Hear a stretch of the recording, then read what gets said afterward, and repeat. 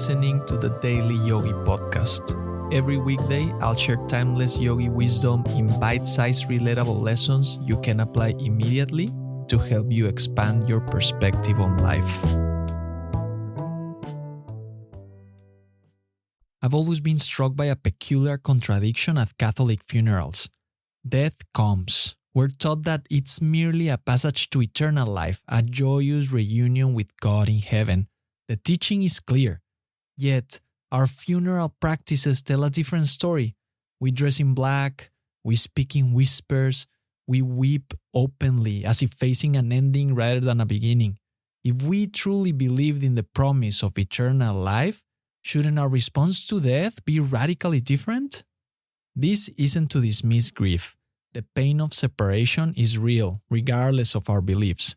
But perhaps our current funeral practices reveal that our intellectual beliefs about the afterlife often struggle to overcome our visceral emotional response to loss.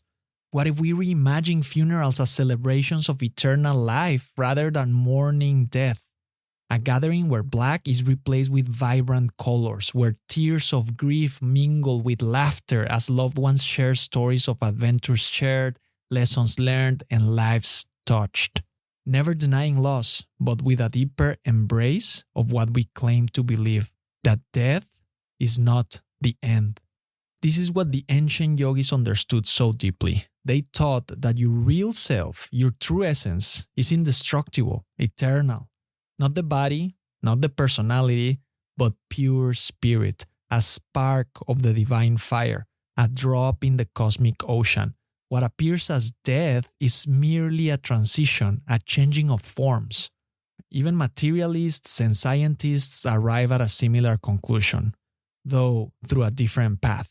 They point to the fundamental law of conservation, that matter and energy can never be created nor destroyed, only transformed.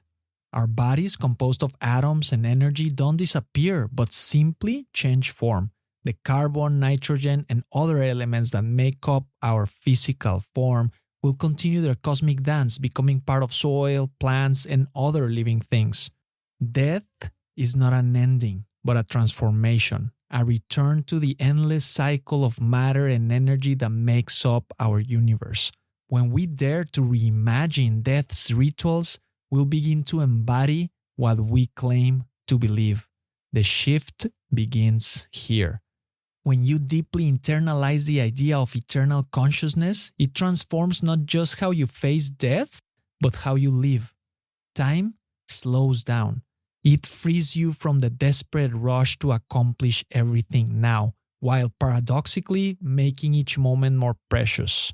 The sun rises, the sun sets. You breathe. After all, if we're eternal beings having one of infinite physical experiences, shouldn't that change everything about how we say goodbye? Thank you for listening.